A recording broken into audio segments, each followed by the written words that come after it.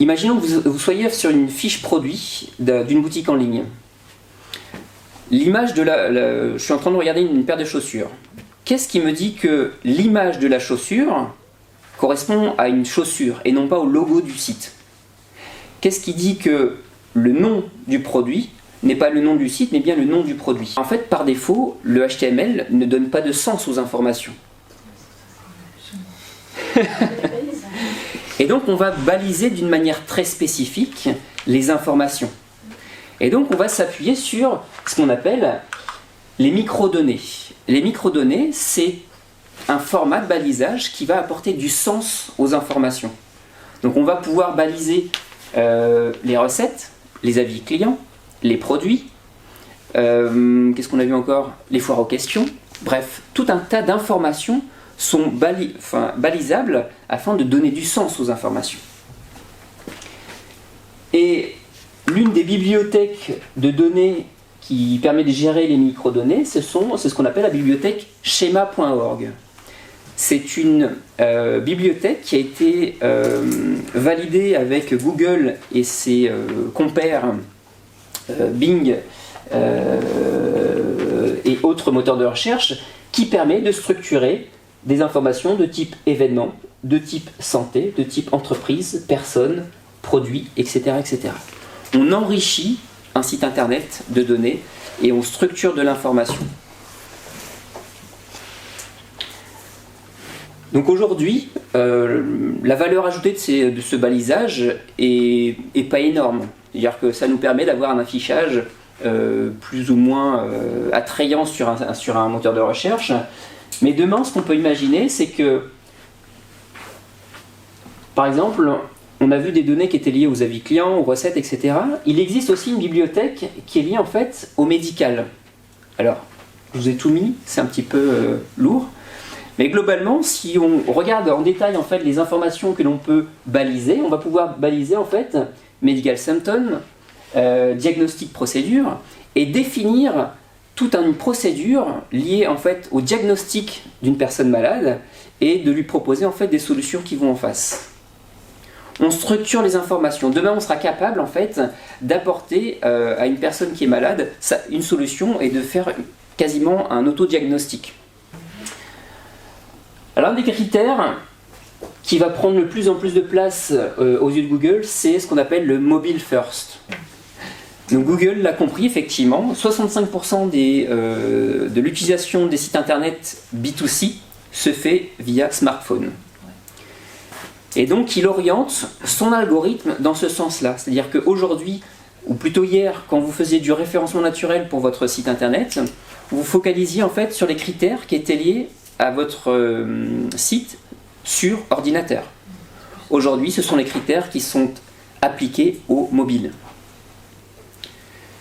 Donc il faut déjà, au préalable, qu'il soit responsive, c'est la base. Lisibilité, effectivement. La navigabilité, je ne sais pas si ça se dit, mais on va l'accepter quand même. L'utilisabilité, le fait de pouvoir cliquer facilement sur les éléments. Donc c'est l'expérience utilisateur sur un mobile qui va être pris en compte. On va ensuite avoir ce qu'on appelle le temps de chargement. Même si aujourd'hui, le temps de chargement reste un facteur faible aux yeux de Google, il le deviendra de plus en plus, je pense, dans les mois à venir. Et Google est très malin en fait, parce que globalement, il nous donne des outils pour nous frustrer. C'est-à-dire que globalement, il nous donne des outils pour tester nos sites. Ton site, il est lent. D'accord. Et du coup, les gens, les webmasters, les chefs d'entreprise sont frustrés de ne pas avoir un site plus rapide. Donc comment on fait? Et du coup, l'un des enjeux en fait pour vous en 2020 et les années futures, ça sera d'optimiser votre site internet pour un temps de chargement. Donc voilà, globalement, aujourd'hui, aux yeux de Google, l'un de ses objectifs, c'est de mieux comprendre vos requêtes. C'est d'essayer d'anticiper vos besoins. Ensuite, enrichissement des résultats pour offrir en fait une meilleure expérience utilisateur. Et alors, il y a une chose dont j'ai pas parlé, qui peut être intéressante, c'est ce qu'on appelle l'AMP. Pour répondre en fait aux problématiques de temps de chargement, Google a mis en place en fait une technologie, un langage qui s'appelle l'Accelerated Mobile Page. C'est un format de page qui est adapté en fait à tout type de site et qui permet d'avoir une page extrêmement simplifiée, optimisée pour le temps de chargement. Typiquement, c'est très utilisé en fait sur les actualités. Si vous tapez une actualité d'aujourd'hui, j'en sais rien, Prince Harry par exemple, eh bien vous allez avoir en fait le carrousel de tous les médias de France, et généralement il y a une petite pastille d'éclair en fait qui vous montre que ce site est rapide. Si vous cliquez dessus, eh bien vous allez avoir un site qui est très rapide et qui est au format AMP. Voilà, c'est un format qui est très utilisé en fait sur les blogs, les sites de contenu, assez peu pour les entreprises, voire même pas du tout. Et j'en ai rarement vu non plus sur la partie e-commerce. Donc c'est plus dédié en fait à de l'éditorial. Mobile First, qui est effectivement un critère à surveiller sur 2020 et puis à améliorer. Et ensuite le temps de chargement. Petite info qui est tombée aussi vendredi, c'est l'abandon, ou plutôt le blocage de Google des cookies tiers.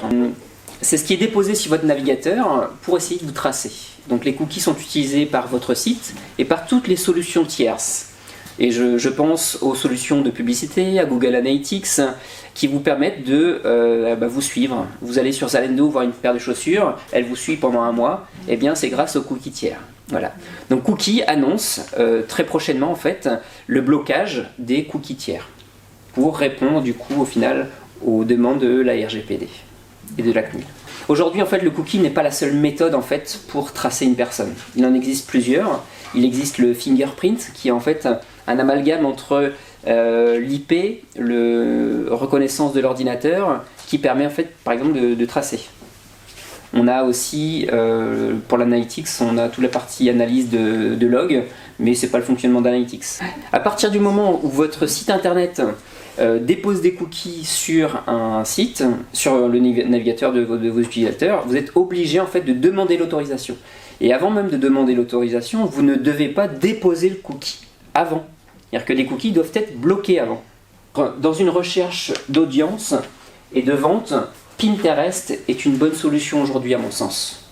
Et là on est dans le cadre d'un blog, mais pour une activité B2C, si on y réfléchit un petit peu et si on définit un petit peu sa ligne éditoriale sur Pinterest, ça peut être intéressant d'aller se positionner dessus. Aujourd'hui sur les réseaux, effectivement, on ne va pas pousser un produit. On va essayer de développer et de pousser des valeurs. On va essayer d'engager sa communauté auprès de valeurs qui sont communes entre la marque et ses utilisateurs. Donc, qu'est-ce que recherchent aujourd'hui les utilisateurs? C'est de l'authenticité. On en a marre du fake, du corporate, on en a marre de tout ça en fait. Et que ce soit en B2C comme en B2B, le corporate, on en a un peu marre en fait. On voit de plus en plus de gens venir présenter des conférences. Je suis presque trop corporate aujourd'hui par exemple. C'est les gens cherchent de l'authenticité. Je serais venu avec un pull à capuche, etc. Les gens vont préférer parce que je suis plus simple, parce que voilà. Et les gens recherchent l'authenticité. L'authenticité dans les échanges, l'authenticité dans les valeurs en fait que vont promouvoir les entreprises. L'éthique. Les gens sont de plus en plus regardants sur l'éthique des entreprises, la provenance des produits, la manière dont sont produits les produits, etc., etc. L'éthique a du poids dans l'engagement de sa communauté.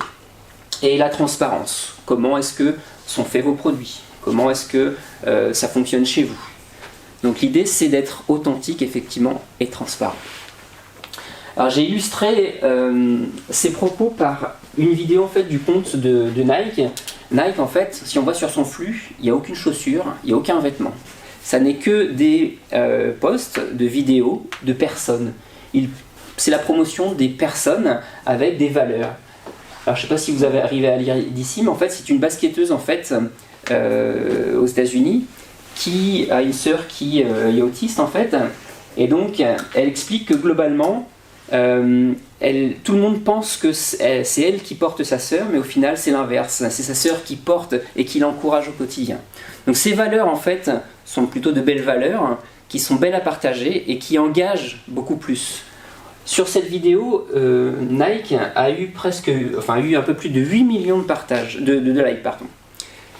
C'est 10 fois plus que ces autres en fait, vidéos et contenus publiés habituellement. 10 fois plus. De belles valeurs en fait sont très engageantes. Alors l'une des tendances sur les réseaux sociaux en 2020, c'est l'utilisation des micro-influenceurs. Vous avez tous voulu travailler avec Enjoy Phoenix. Aujourd'hui, vous allez plutôt vouloir travailler avec des influenceurs qui sont plus locaux, qui sont plus proches de vous, qui sont plus proches de votre cœur de cible. Pourquoi ? Parce qu'au final, ils sont plus naturels, plus authentiques, avec un taux d'engagement supérieur à des influenceurs, de gros influenceurs. Plus de 50% de taux d'engagement sur des micro-influenceurs. Sur des communautés qui sont plus petites, mais plus engagées. Autre tendance dans le social media, c'est le contenu généré par les utilisateurs. Ikea en fait a lancé ce qu'il appelle Ikea at Mine, qui est toujours en ligne d'ailleurs. Et ce que l'on voit là en fait, les photos, ce sont des photos qui ont été postées sur Instagram par des clients lambda. Et ces clients lambda en fait ont tagué en fait la marque Ikea d'une certaine manière, Ikea at Mine. Et Ikea a repris en fait un certain nombre de photos. Ce qu'ils se sont aperçus en fait, c'est que le contenu que les personnes en fait ayant interagi en fait sur des photos, qui ont consulté en fait des produits et des photos qui étaient liés à du contenu généré par les utilisateurs, avaient un taux de transformation qui était plus élevé. Il est de 3,54. Alors, un des outils de communication qui se développe aussi de plus en plus, c'est le podcast. C'est pour réécouter des émissions qui étaient passées à la radio. Et aujourd'hui, ce qui a permis en fait de se déployer le podcast, c'est la capacité en fait d'héberger facilement sur les solutions de streaming en fait. Aujourd'hui, on peut faire du podcast sur Deezer, sur Spotify, sur ce que l'on veut au final. C'est très simple à mettre en place, ça coûte rien et ça peut rapporter de l'argent un petit peu. Donc le podcast en France, c'est 4 millions d'auditeurs. Donc au final, même si ça paraît pas, il y a quand même beaucoup d'utilisateurs, beaucoup de consommateurs du podcast. Donc effectivement, on va le retrouver sur Slate, Spotify, Deezer, SoundCloud. L'avantage du podcast, c'est qu'on consomme sur des temps morts. Alors c'est surtout vrai chez les Parisiens, quand ils passent 3 quarts d'heure, 1 heure en fait dans les bouchons, petit podcast. Alors je sais pas si nous en province on a autant de temps d'attente dans nos voitures, mais les temps morts peuvent être utilisés pour écouter du podcast. Et c'est ça la grande force. C'est qu'on va réussir à communiquer, si c'est utilisé dans le cadre business, plutôt orienté conseil B2B, pour continuer en fait à dispenser de l'information auprès de sa cible, par exemple. Donc le podcast, grosse émergence du coup en 2020. Une des tendances qui émerge de ça, c'est 21 Buttons. C'est un Instagram du e-commerce au final. Ça ressemble à du Instagram, sauf que on a un seul type de photo, c'est des photos qui sont liées aux vêtements. Hein. Et globalement, l'idée c'est de promouvoir des vêtements pour qu'au final, les gens qui aiment ce que je porte, eh bien, vont potentiellement cliquer sur ma belle chemise et aller l'acheter sur le magasin où je l'ai acheté. Et l'avantage pour les influenceurs, c'est quoi ? Ça leur rapporte de l'argent. C'est ce qu'on appelle au final de l'affiliation. Est-ce que ça vous parle, l'affiliation ? En fait, les marques passent par des influenceurs, qui peut être n'importe qui au final. Je peux très bien avoir un compte 21 Buttons et vendre des millions de chemises en fait sur mon réseau. Mais donc l'émergence, au final, ce qui est assez marrant, c'est l'émergence en fait de nouveaux modèles, de nouveaux réseaux en fait, qui permettent de faire du e-commerce. Enfin, de faire du e-commerce, surtout de promouvoir des produits pour son e-commerce. Donc voilà, globalement, on a l'optimisation du taux de conversion. Aujourd'hui, le fait d'optimiser son taux de conversion, passer de 2, c'est ce que je disais tout à l'heure, à 3, c'est plus 50% de chiffre d'affaires. C'est énorme. Que ce soit sur du B2B ou du B2C, l'expérience utilisateur est une clé aujourd'hui pour la rentabilité de vos actions. C'est-à-dire qu'aujourd'hui, acheter un client, ça vous coûte 100, et bien en améliorant le taux de conversion, ça peut être divisé par 2. C'est la personnalisation, l'expérience. Qu'est-ce qu'on va personnaliser? C'est quoi l'expérience personnalisée? Si la personne n'a pas acheté en fait ses produits, on va essayer de l'inciter du coup à poursuivre son achat en lui soumettant des produits déjà consultés. On va avoir des critères sur la géolocalisation. En fonction de si je suis sur Brest ou à Clermont-Ferrand, j'aurai peut-être pas forcément les mêmes besoins à un même moment. Imaginons que il pleuve, je sois sur Sarenza, Zalendo. Comment? Dans des bottes. Exactement ça. C'est-à-dire que sur la page d'accueil, on pourra personnaliser des bottes pour les Brestois et des tongs pour Clermont-Ferrand. Voilà, on peut. L'objectif en fait, c'est de contextualiser au final un site en fonction de qui vous êtes, de votre historique de navigation et de vos historiques d'achat. Donc là, c'est des produits en fait qui sont génériques que j'ai consultés. J'ai un client sur lequel on a des produits pour animaux.